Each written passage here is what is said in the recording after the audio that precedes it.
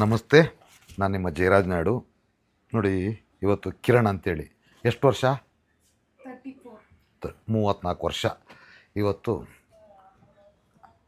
ಅಪ್ಪ ಅಮ್ಮ ಇಲ್ಲ ಅಂಥೇಳಿ ಕುಡ್ದು ತಿಂದು ಅಲ್ಲೆಲ್ಲಿ ಮಲಗಿ ಇವತ್ತು TB ಕಾಯಿಲೆ ಬಂದಿದೆ.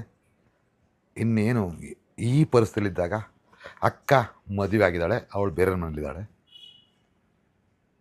ಇನ್ನು ಇವನಿಗೆ ತಮ್ಮ ಇದ್ದಾರೆ, ತಮ್ಮ ನೋಡ್ಕೊಳ್ಳೋಕೆ ರೆಡಿ ಇಲ್ಲ. ಇವತ್ತು ಈ ಥರದ ಒಂದು ಪೇಷೆಂಟ್ನ ಕರ್ಕೊಂಬಂದು ಬಿಟ್ಟಿದ್ದಾರೆ. ಏನಾಯಿತು? ಏನಾಯಿತು ಏನಾಯಿತು?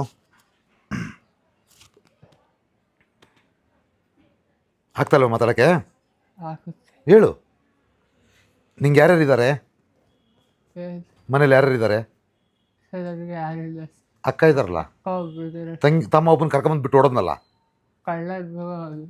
ಅಲ್ಲ, ಕಳ್ಳ ಅಂತ ಅವನ ಬಗ್ಗೆ ನೀವು ಮಾತಾಡೋ ತಪ್ಪಾಗುತ್ತೆ. ನೀನು ದುಡ್ದಾರಿಗಾರ ಕೊಟ್ಟೆ ಎಷ್ಟು ದಿನ? ಇಲ್ಲ. ಹಾಂ, ಮತ್ತೆ ಮಜಾ ಮಾಡಿದಿ.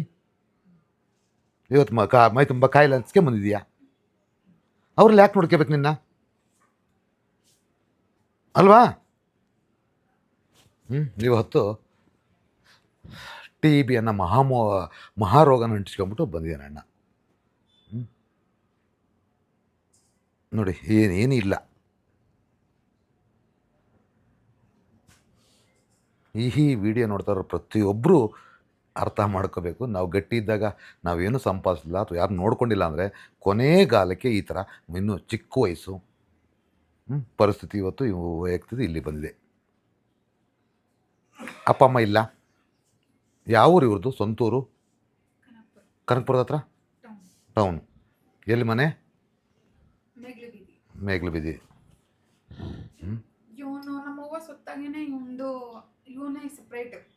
ಯಾವಾಗೂ ಕೈಗೆ ಸಿಕ್ಕಿಲ್ಲ.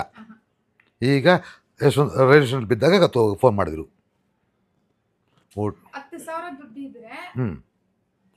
ಊರಿನೊಂದು ಕಾಲಚಕ್ರ. ನಾವು ಮಾಡಿದ ಪಾಪ ಪುಣ್ಯ ಇಲ್ಲೇ ನಾವು ತಿರ್ಸ್ಕೋಬೇಕು. ಓಕೆನಾ? ಇಲ್ಲಿರು. ಮಾನವೀಯತೆ ಆಧಾರದಲ್ಲಿ ಅವ್ರ ಅಕ್ಕ ಬಂದಿದ್ದಾರೆ. ಅಕ್ಕನು ಲವ್ ಮ್ಯಾರೇಜ್ ಮಾಡ್ಕೊಂಡಿದ್ದಾರೆ, ಇನ್ನೊಬ್ಬರು ಮನೇಲಿದ್ದಾರೆ. ಅವರು ಲೈಫ್ ಹಾಳಾಗಬಾರ್ದು ಅನ್ನೋ ಕಾರಣಕ್ಕೆ ಈ ವಿಡಿಯೋದಲ್ಲಿ ಅವ್ರ ಮುಖ ತೋರಿಸ್ತಾ ಇಲ್ಲ. ಆದರೆ ಆ ಹೆಣ್ಣು ಮಗಳು ನನ್ನ ಅಪ್ಪ ಅಂತ ಕರೆದಾಗ ಆ ಮಾನವೀಯತೆಯಲ್ಲಿ ನಾವು ಇಟ್ಕೊಂಡಿದ್ವಿ. TB ಬಂದಿದೆ. ಇರಲಿ.